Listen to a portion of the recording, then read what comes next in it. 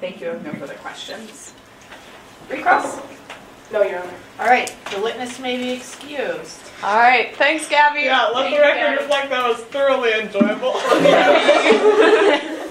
Okay. She's walking back time. I'd like the record to also reflect that the witness was not granted permission to move about the well. Does the defense have any additional evidence to present? Yes, Your Honor. The defense calls Parker Putnam to the stand. Ms. Putnam, if you would approach.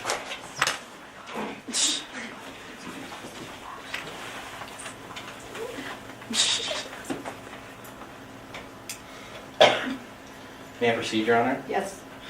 Would you please introduce yourself to the court? My name is Parker Putnam, P-U-T-N-A-M.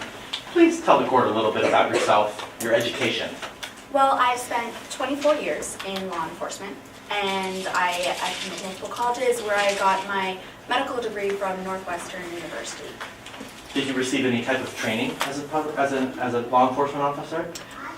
Yes, I did. I had over, I think, sorry, can I? Did you receive a significant amount of education? Yes, I did. I spent many hours training for fire investigation as well as forensic investigation at my time with the Chicago Fire Department as well as Fire and Police Department. What was your position with the city of Chicago? I was put in charge of mainly investigating arson as well as a multiple assortment of investigations. Have you ever been qualified as an expert in court before? Yes, I have, both state and federal court as an arson investigator and a forensic specialist. Your Honor, this time the defense would move to admit Ms. Putnam as an expert in the field of fire investigation. Any objections? No, Your Honor. All right. It will still be admitted. Are you still involved with the Chicago Police Department? No, I'm not. Could you tell the court why that is? Through the Chicago Fire Police and Police Department, we began hiring many new employees who, as I investigated their work, I discovered that they were glancing over some key facts, and I felt that the investigations were not being done properly. And I was afraid that we might have convicted some people wrongly.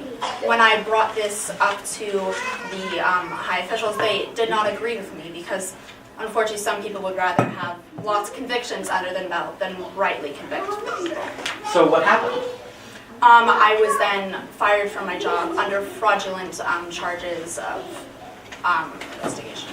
You said fraudulent charges. Were you accused of something?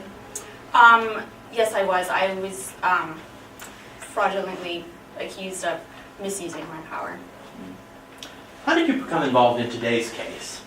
I was hired by the Allsfair Insurance Company as after the unfortunate incident at the Chicago City Police Department, I have dedicated my life to investigating fraudulent cases so that they won't occur other places. Are you being paid for your testimony today? Yes, I am. I'm being paid approximately $9,500, but I'm not being paid here to testify.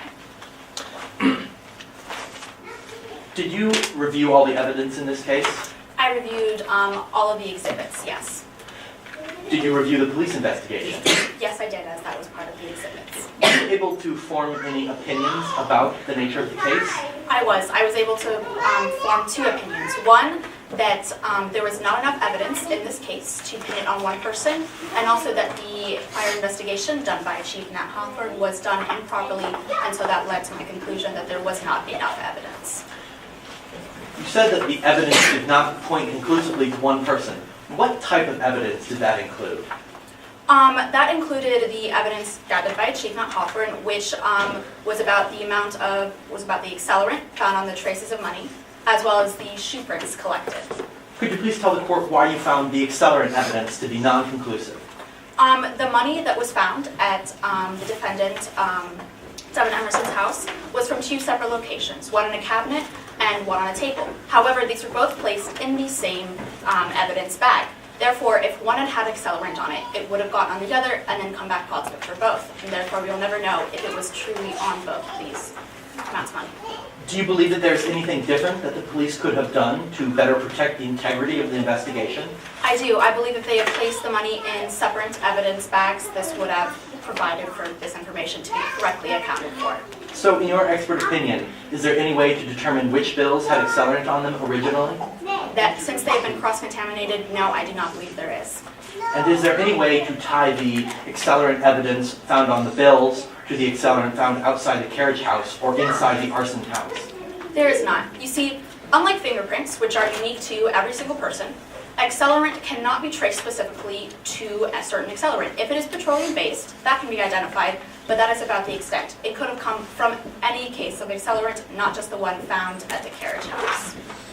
What other types of evidence did the police rely on that you found inconclusive?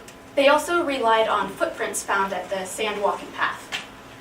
What was inconclusive about those? Originally, there was 6 footprints found.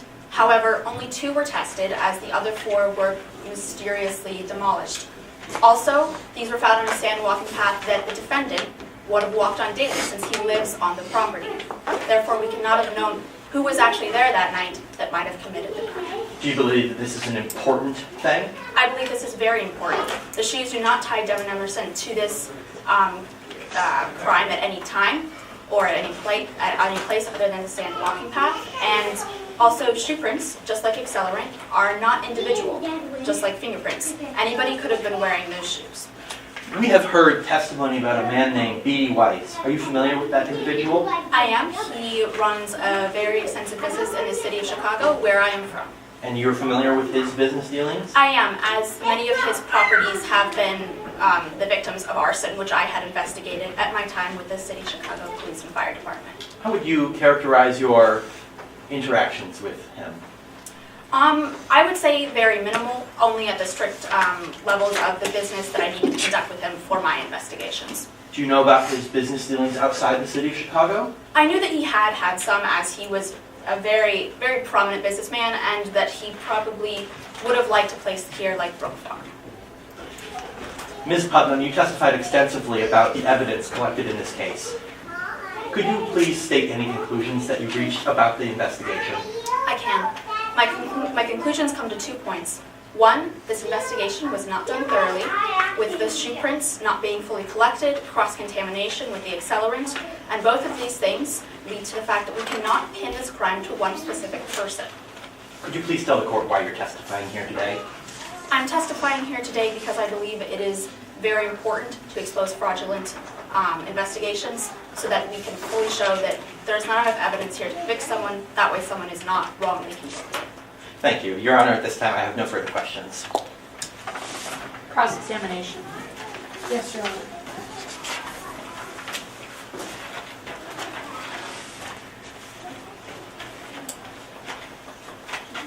Good afternoon. May I proceed? Yes. Good afternoon, Ms. Putnam. My name is Salma and I'll be asking you just a few questions today. So, as you testified on direct, you worked for the City of Chicago for a sizable amount of time, correct? Yes, I did. 24 years. And you accumulated 24 years worth of pension, correct? Yes, I did. And as you mentioned on direct, you were accused of stealing public funds and subsequently fired, right? Yes, but these charges were fraudulent. However, you lost all of your pension. Yes, I did. And you stated in your affidavit that you were humiliated and upset seeing as this was your retirement fund, correct? I was. I had worked my entire life for this fund, and seeing as these charges were fraudulent, it was extremely demeaning to see them taken away from me. So you were upset. Yes, I was. Now let's talk about the basis of your expert opinion. You were hired by the All's Fair Insurance Company to review the evidence gathered in this case, correct? Yes, I was. However, you only reviewed the exhibits. I felt that was the only thing necessary, because my only job here is to determine whether this investigation was done properly or improperly, not determine who committed this crime. Therefore, since there is a summary of all the witnesses' affidavits in the police report and the exhibits, and all the information is therefore in the exhibits, I can conclude whether or not this investigation was done properly. However, you never attended the crime scene yourself or looked at physical evidence, correct? As I do not live in Brook Farm or near it, I could not have been there when the crime was committed until later when I was hired to investigate it.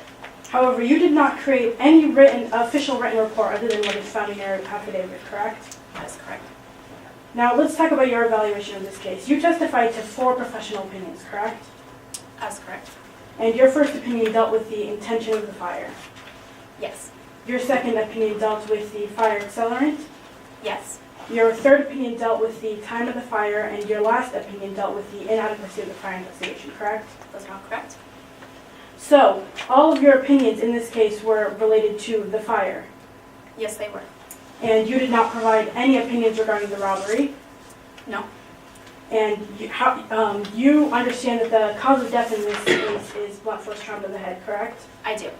And you stated in your affidavit that you were hired to investigate the death of Lois May Alcott. However, you did not provide any opinions regarding her death, is that correct? That is correct, as I specialized mostly in arson investigation. Since I determined that the cause of the arson could not be directly determined, I determined that whoever set the arson was also responsible for the murder, and therefore, since we could not determine the arson, we could not determine the rest of the charges. Okay, at this time I have no further questions. Redirect?